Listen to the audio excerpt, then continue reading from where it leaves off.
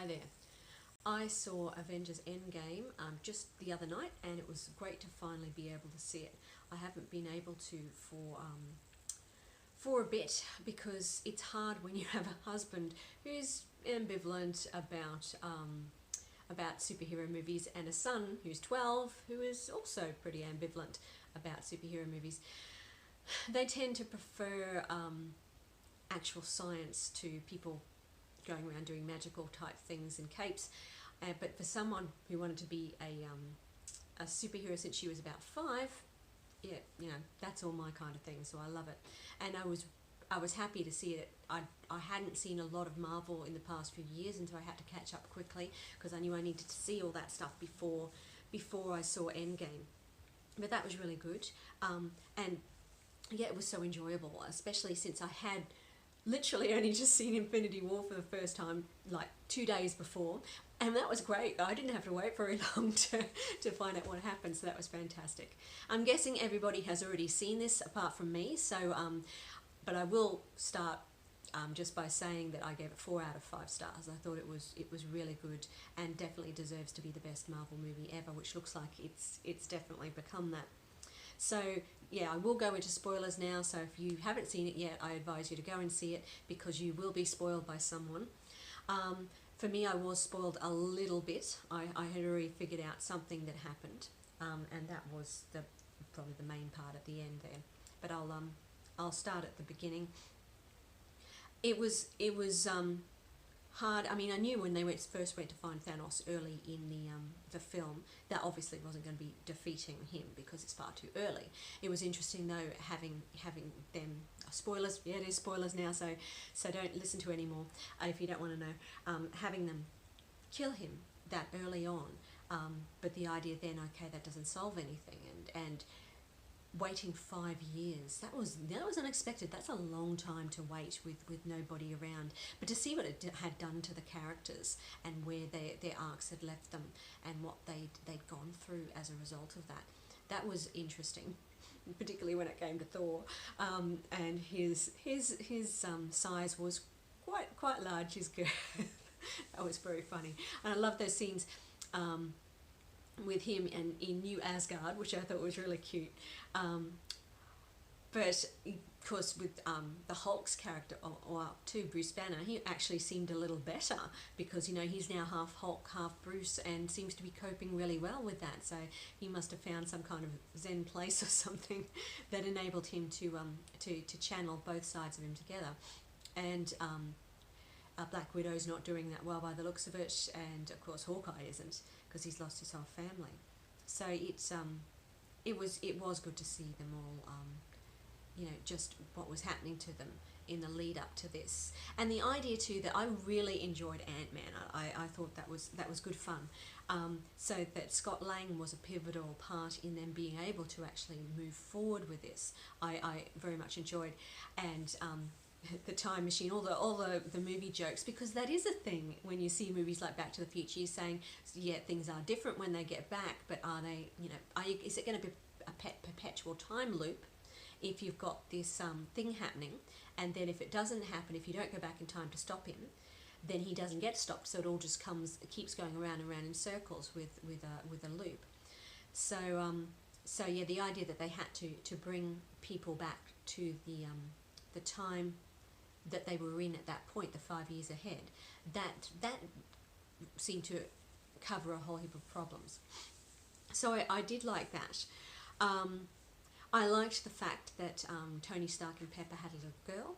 This is mainly because even when I started watching the movie, this is the one thing, I hadn't heard anyone specifically say that Iron Man died, but having seen Robert Downey Jr. in just about all the promotions and with somewhat wistful tones at times, I thought I would have bet any money that Iron Man was going to not survive, and that turned out to be the case.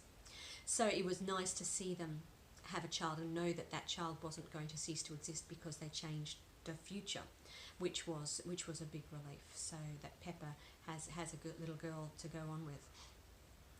So it was good to see them all getting together and teaming up in their different areas and going back in time. Loved them going back to New York during the battle against against Loki and the army. So that was fantastic to see it, and Hulk clobbering Tony Stark when he comes down the stairs. It was good. I mean, the hardest part, and probably the most negative part I found about Avengers Endgame, is there are so many characters who have to have their little moment or their thing covered. That is incredibly hard to do, and because there were so many, I think often they, sometimes it did mean it went a little long, and I think there are points, especially in the end battle, where it did go a little long, but you have to get everybody in there because everyone's fans of this person or that person. You want to see them doing their thing. So I understand that, and I think the way they did it with them being able to cover so much, that's really quite outstanding. Just to try and give everybody a decent arc, and splitting them up into groups, they have to go into different times to get the stones, is a great way to accomplish that. A great way to overcome the problem of giving them time to split them up into different groups, which I thought was great. And seeing them go back, seeing Howard Stark was fantastic, and the glimpse of Peggy, and sort of seeing Steve's longing to be with her then when they're getting what they need from, although it was just more of Hank Pym's formula, wasn't it, at that stage? And that was great too, seeing Howard Stark and Hank Pym younger and everything, I found really good, and so satisfying from an audience perspective. Then, of course, they're coming back with the stones, and Hulk going to get his, I forget what her name is, the lady who brought Doctor Strange into the thing. I forget, sorry, someone's going to tell me, I'm sure. I forget what her name was, but I loved the encounter with her and how willingly she gave it up when she realised that that was what needed to happen. So I loved that. And then, of course, you've got them coming back, and of course, the Nebula, evil Nebula. I knew that was going to be a problem as soon as she went back. I thought, oh gosh, I bet that the old version of her is going to do something to screw it all up. And it did, and brought Thanos forward. And that's the one thing where I'm not sure how it works from a time travel point of view. Because if that was Thanos from the past coming back, how does he go back to do all these things? Or does that mean now that he's never done them? If that's the case, what happens to the 5 years in between where that did actually happen? So I'm not sure about this, because doesn't that mean it never happened in the first place? Anyway, I don't know. Maybe I just haven't had time to think about that properly, and I haven't worked it out. And I'm sure someone will tell me if I'm completely wrong. But anyway, so that seemed a bit strange. But of course, then Thanos comes forward, and of course, then his fantastic new idea is that he's going to wipe out everything, all life, and recreate life himself, because then they won't know that what they lost. And straight away you're going, oh man, this guy's really nuts. He's worse than Davros. That's a Doctor Who reference for those of you who may not get that.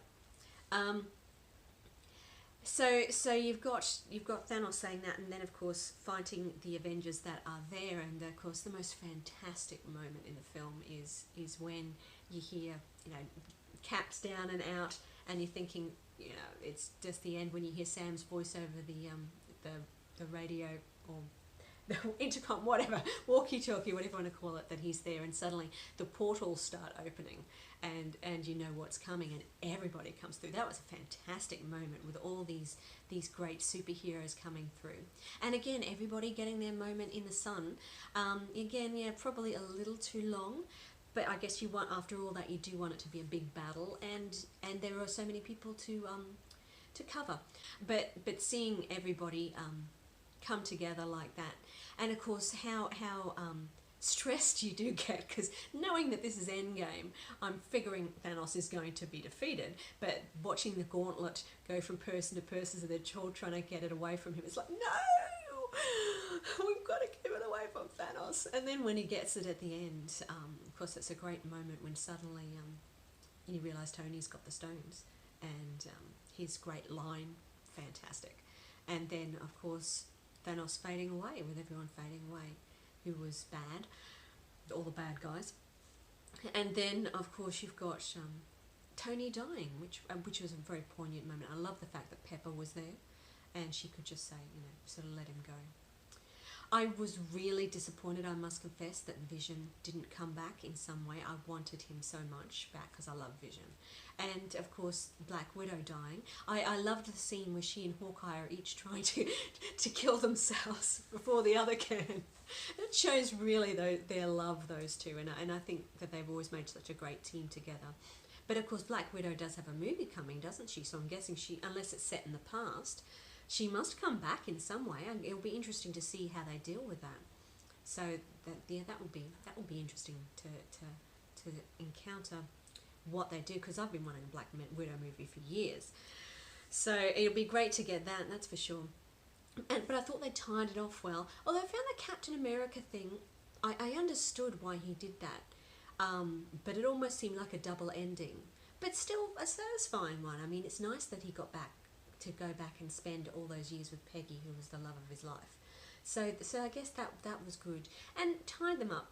And I will say too, I'm so looking forward to Thor being with the Guardians of the Galaxy. That's going to be cool. That's going to be cool fun with all the interplay that Quill and he can have. Although I don't understand with Gamora either. So this is the thing, because this is Gamora from the past who came forward with Thanos. So what does that happen then? Didn't she die? Didn't she have to die for Thanos to get the Soul Stone?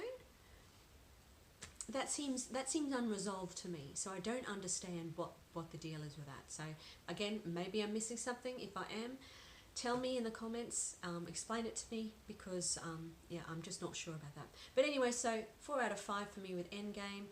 I know I'm probably the last person who's going to put a review up, but that's life. Anyway, so it was a lot of fun, and I look forward to the next Marvel movie.